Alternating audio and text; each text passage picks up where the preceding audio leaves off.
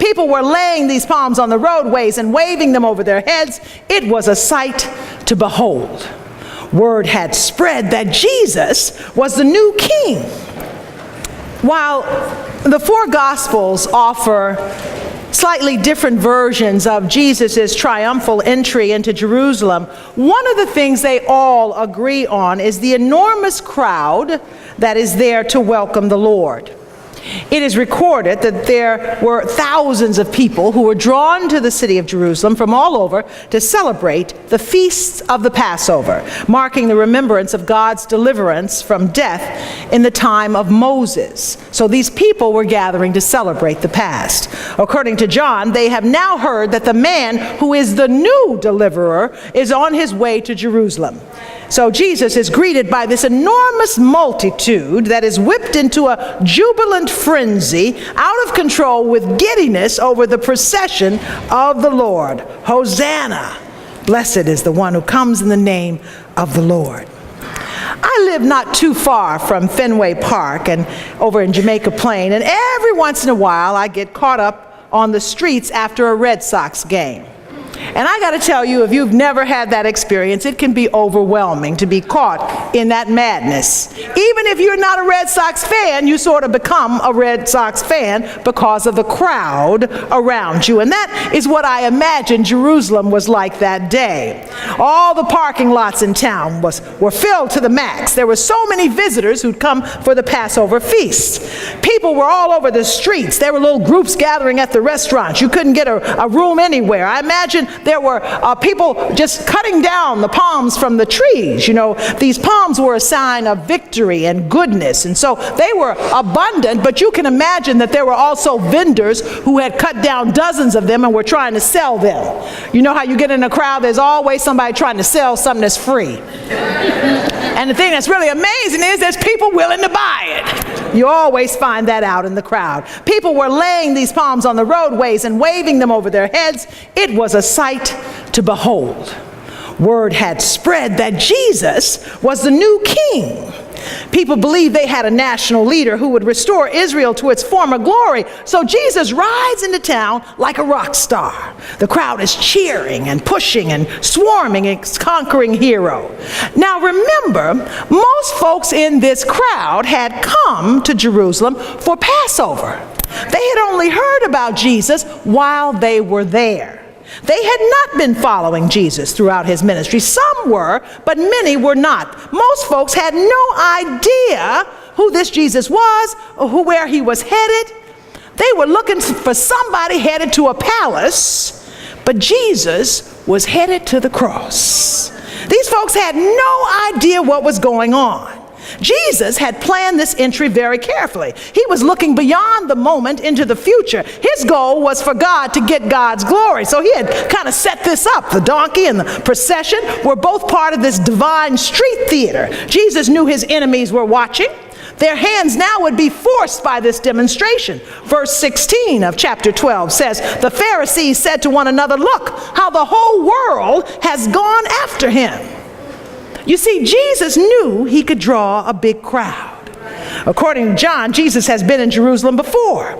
At the beginning of his ministry in John 2:23, people saw the signs that he was performing, believed in his name, but it says Jesus didn't trust the crowd because he knew all people. You see, Jesus knew the same crowd that welcomed him today would in a few days crucify him. They wanted him to go to a palace, but he was on his way to the cross. But Jesus understood the psychology of the crowd. Jesus knew all about the crowd. When I was a little girl, growing up in Little Rock, Arkansas, I would watch the Billy Graham crusades on TV with my mother.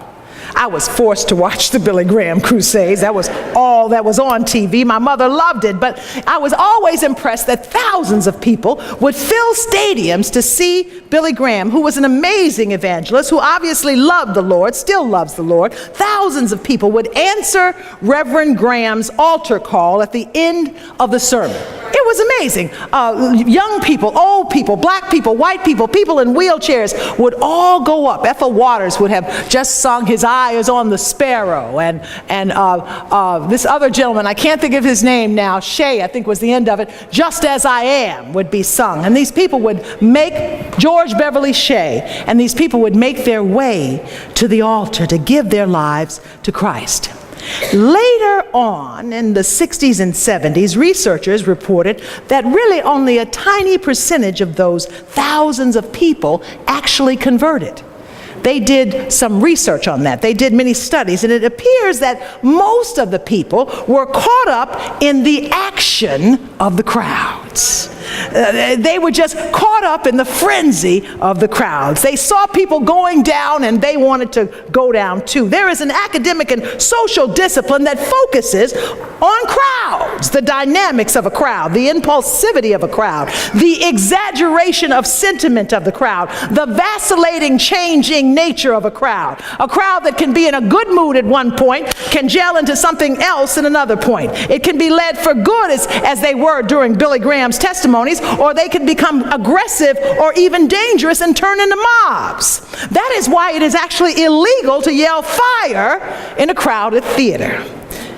There can be hundreds of kind, generous, meek people, and suddenly in the midst of the crowd, they can lose control. It is easy to lose a sense of personal responsibility and self-control in the crowd.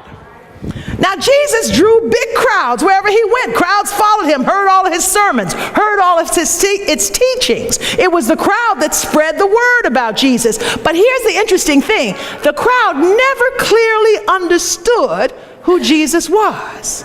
They never really got what Jesus was preaching. Folks usually see what they want to see, hear what they want to hear. According to John, when Jesus fed the multitude, when he had 5,000 people eating from those loaves of bread and the fish, the crowd was getting ready to force him into being the kind of king that they were searching for. They thought he was on his way to the palace. Jesus was on his way to the cross. John 6:26, Jesus said, "You are looking for me not because you saw the signs that I performed, but because you ate the loaves and had your fill." You see, Jesus knew that the crowd is usually self-serving.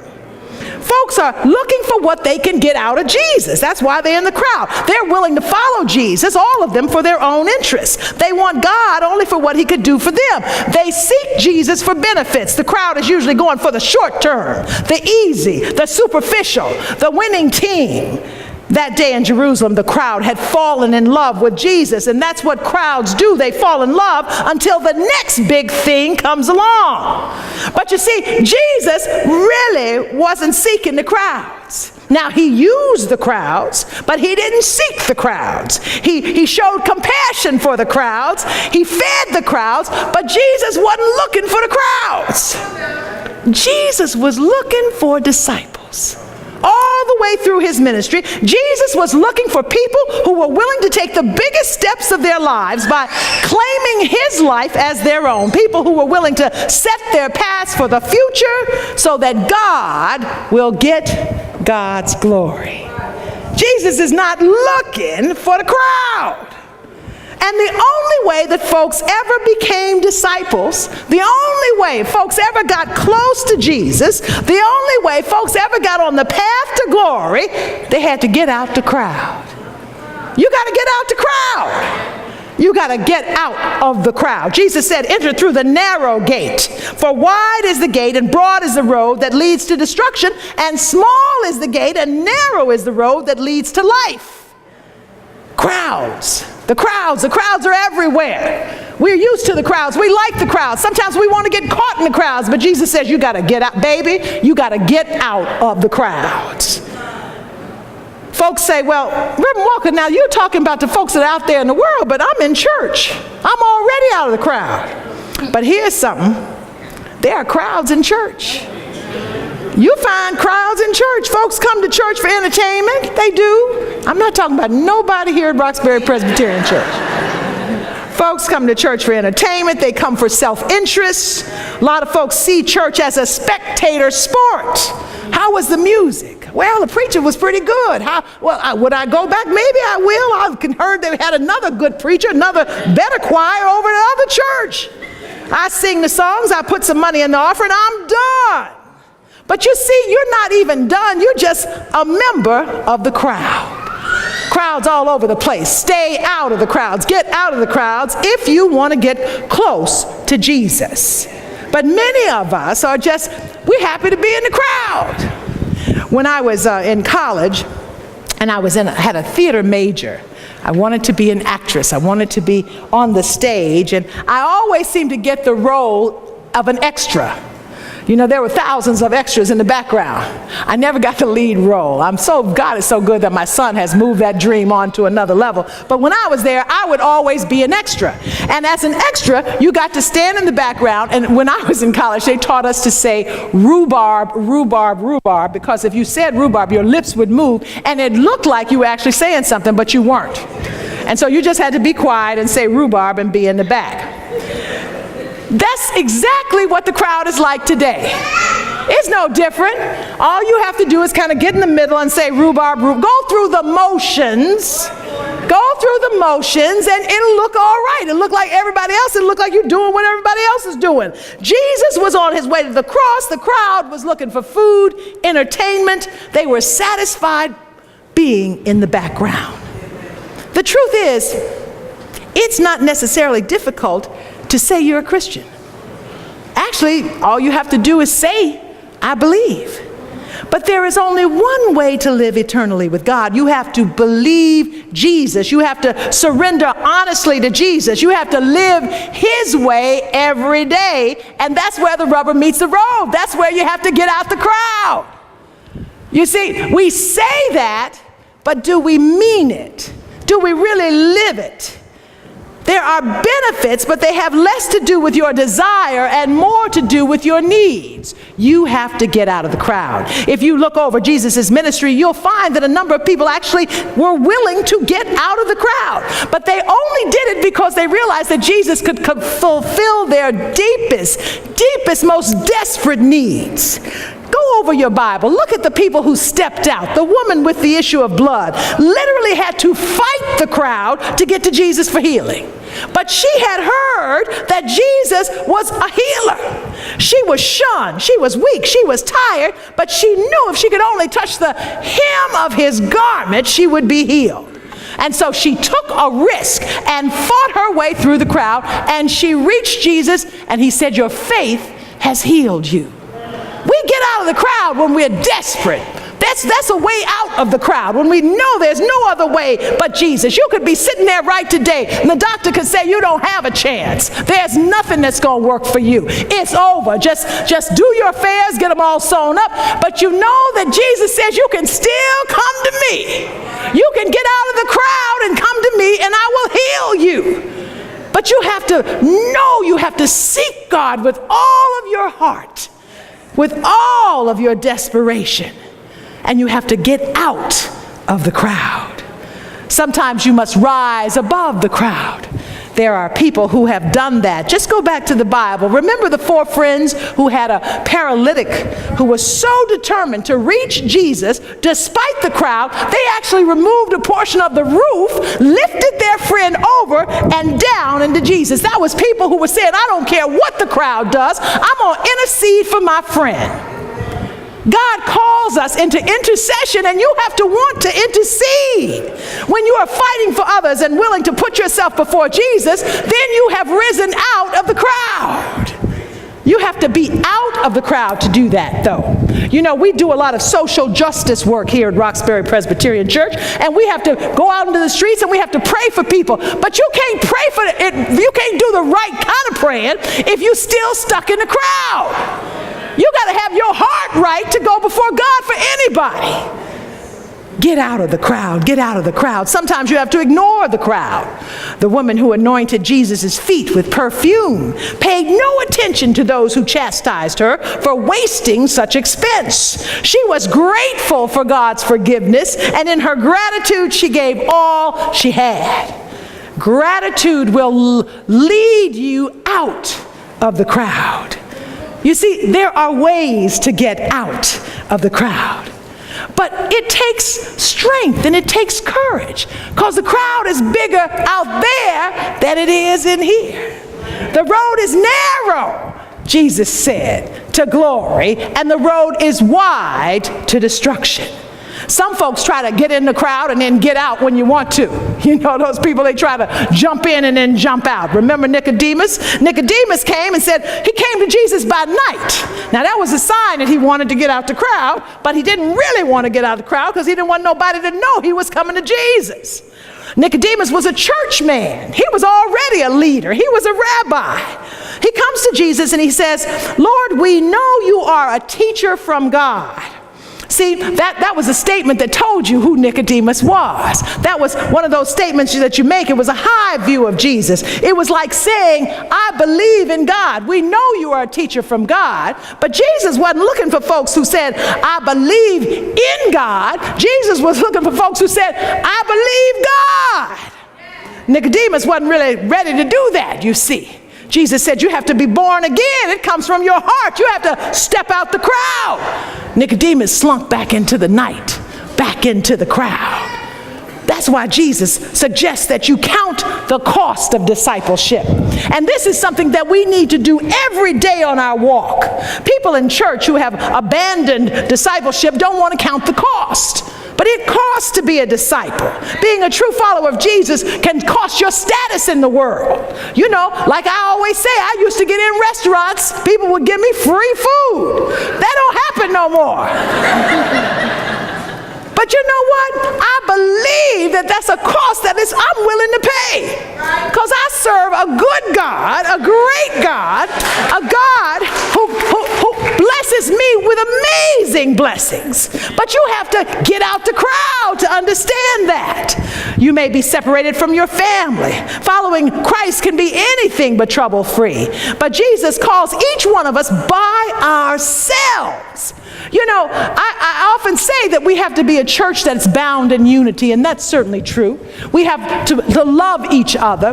But when Jesus calls you, he calls you by yourself. He doesn't call you. He doesn't say, all y'all come up here. He calls you. And Jesus reminds us that following him will put a barrier between us and our natural lives. See, that's the hard part. He puts a barrier between you and your natural life. And you go around thinking that's a bad thing. But actually, that's a good thing. Because he wants you to rise to the spiritual life. But the spiritual life is certainly out of the crowd. It's out of the crowd. It's out of the crowd. And here's the interesting part. When you have Jesus as the mediator, Jesus as the barrier, you treat these human people better. Because you're not doing it because of them, you're doing it because of God. Oh, God will call you out of the crowd. He'll call you out of the crowd. There's no way we can do the work we do in this neighborhood with the fence brothers, with those who have alcohol problems, with those who have drug problems. Because we don't understand how to love. But if we love Jesus, then Jesus is in us, and Jesus will love them through us. But it's not us, it's God. We got to step out of the crowd. We have to step out of the crowd. We have to step out of the crowd. We have to step out of the crowd. If you read the Bible, any text you read is a demand on you to step out of the crowd. Turn any story you have into a question. Are you willing to believe my grace is sufficient or not? Are you willing to keep your eyes on Jesus or not? Are you willing to keep your mind set on things above or not? The choice is simple yet profound. Are you willing to step out of that crowd and follow Jesus to the cross or not? You have to give Jesus your top priority. You have to surrender all of your life to Jesus. You have to love sacrificially. That means loving as an act of the will, not emotion, but love as work. And you have to let go, my brothers and sisters. You have to let go. You have to let go of pride. You have to let go. You have to learn to forgive.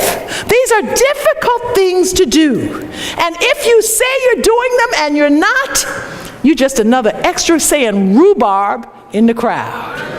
That's all. And you're not hurting Reverend Liz. This has nothing to do with Reverend Liz. This is your relationship with Jesus. Because Jesus knows us. Jesus knows who's with him. He knows when you're faking it. He knows when you're not. Jesus knows the heart of humankind. We have no secrets in our lives. We think we have secrets. We may have succeeded in living a lifetime and keeping something from our wife or our husband or our brother or our sister, but you can't hide nothing from Jesus. He knows who you are. You know, I had something of a revelation last night when I was preparing this sermon.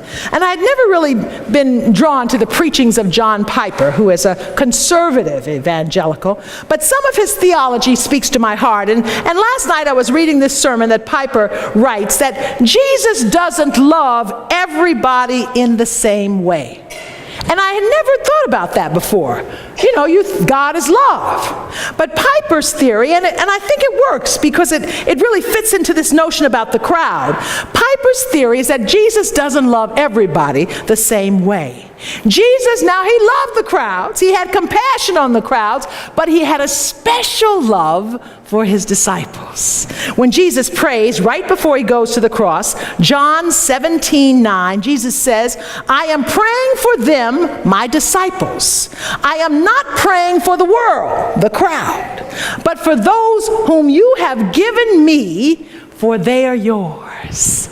You see, the biggest benefit of stepping out of the crowd is stepping into a deeper, closer relationship with Jesus.